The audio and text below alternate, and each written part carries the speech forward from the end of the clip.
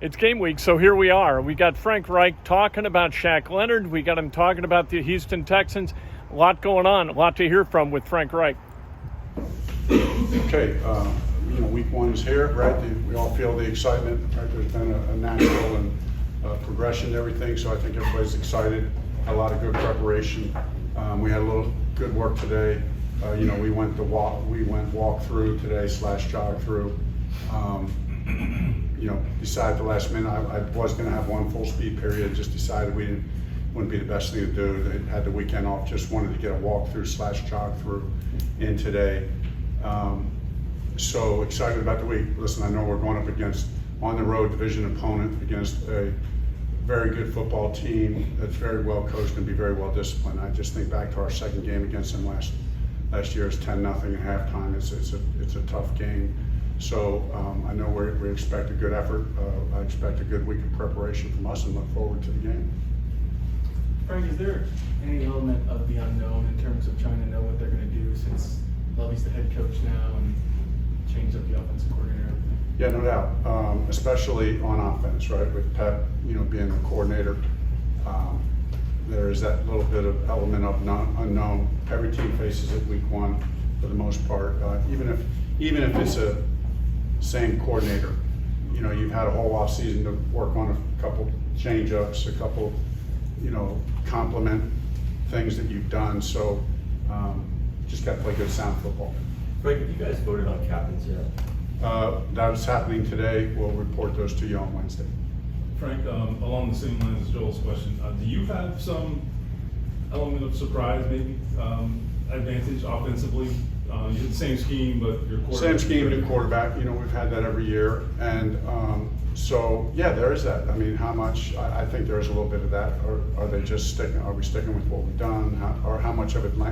I've been on record saying, hey, we'll probably do a little bit of what Atlanta does. Well, how much? And if what are we going to do? So listen, I'm not trying to overplay that. I know they're not, losing sleep over it. That's just all part of the game. We're naturally trying to build our team and our offense around our players like every other team is. So a little bit of that you play to your advantage. Again, that's why in preseason we did nothing. We did nothing. I mean, we're so generic in every way. So use that to our advantage, whatever, even if it's just a little advantage, right? And I think it is just a little advantage. But whatever little advantages you can get in this game, they add up. Frank, when Shaq gets back to playing, would you put him on any sort of pitch count, or when he's out there, you want him out there 100% of the snaps? Yeah, no, it's an interesting question. Like in my mind, I'm saying, well, there's probably a natural progression to a pitch count, but I'm not saying that that's what it's going to have to be. You know what I mean? Like it seems to me like that. Like no doctor has said that to me, but it feels to me like, hey, that might be the right thing to do. But I just think we have to see how he progresses. I think he's doing well. I think he's making progress. I'm not gonna, like in my brain says, yeah, they probably have a pitch count the first time he's out there playing in the game, but I'm not gonna make an absolute, because what you find over the years is sometimes different players respond differently. And I don't know the full extent. The injury is kind of a unique injury, and if he gets to a point where he's comfortable and they say, hey, 20 plays or 70 plays, it's all the same. If from a conditioning standpoint, if he's ready to go, then you let him play. It's Shaq. I mean, he's a great player, but we want to be smart as well. So we'll see as it goes. Is it fair to say you'll let him practice Wednesday, Thursday, Friday, and then make a decision on this week, or how will you guys? Yeah, no, he'll practice. Practice. So this week is possible. Let's just see how it goes. Yeah, I mean, I think that's the approach we're taking. We're gonna, hey, let's get out there and practice and keep making progress. And don't force anything, but let's keep making progress. Frank, Matt talked a lot in preseason about the sense of urgency that he kind of had. How does that set the team up this week now with the Texans on the horizon? I think it sets us up well, and there's no question Matt has had a tremendous sense of urgency. I think other players have as well, but you're exactly right, JJ. I mean, you can just feel it. You can just feel it. So, and now we're here. He's had that same sense of urgency every week, every day through training camp. Now it's here. It's nothing new. I mean, that's the way it should be. You need to have that sense of urgency every day. So I think him bringing that the whole off season, the whole training camp, that in and of itself is what sets us up the best for now that the season started. Frank, do you feel a heightened sense of urgency personally, given the way things ended last year and where things stand? Yeah, I mean, obviously, yeah, exactly, Bob. I mean, certainly didn't end well. We haven't been good in the openers. Personally, you feel a sense of urgency there, but I just know this. Those are things that are in the past. Those are all real. That's a great question. It's a very fair question. I suppose externally, there's some forces that want to make me feel more pressure about that. But all right, this is a different team. It's a different year. What's done is done. Let's just get ready to play this game this season. Take it one at a time. That's hard to do, but that's what the good teams do. So we have to do a better job. I have to do a better job. So looking forward to this first week. Frank, you've talked about in the past when you've got JT and his value. How do you try to maximize what he brings to you without overdoing it? I mean, I don't say number of carries, but there's got to be a balance with him. 100% has to be a balance, right? We all know that too much of a good thing can spoil whatever, however the saying goes. But we all know the gist of that saying.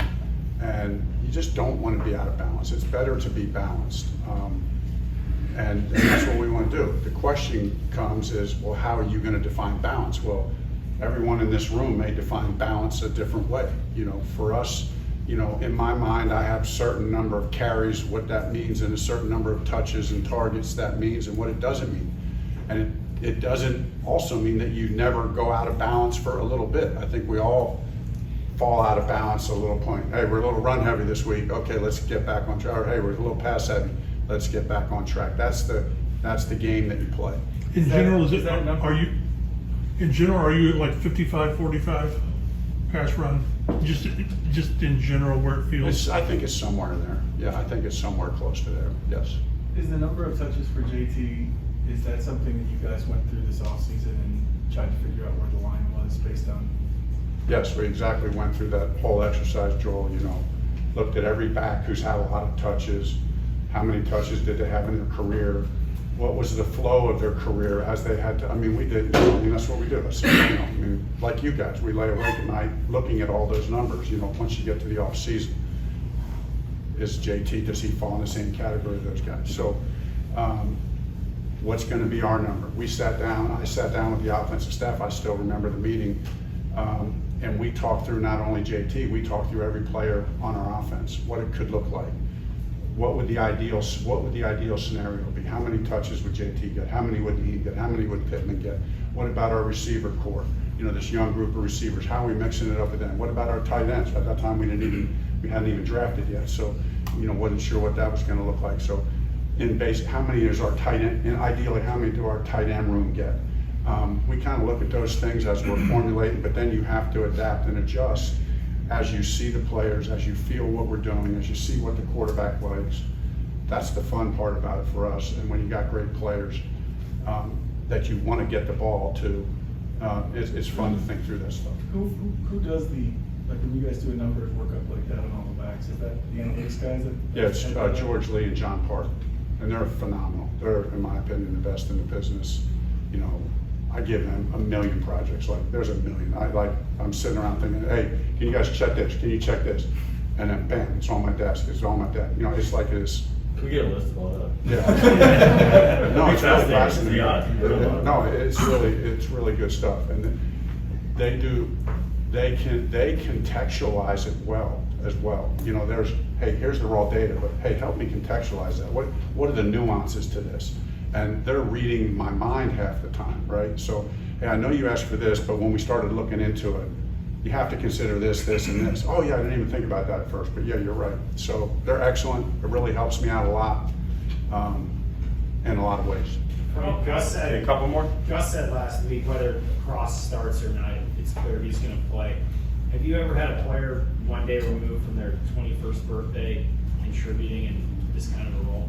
No, and as I'm getting to know Nick a little bit, right, it's still early. Like this guy he's not your typical 21-year-old. I won't even go into the detail, this guy is incredibly mature in a lot of ways. And I don't get that from just talking to him, because, he's kind of a quiet guy, but you watch his habits. Like his habits, like if you walk around this building for a week and just monitor every person, like you would say, he's different. Like he's very disciplined. He's a very disciplined person.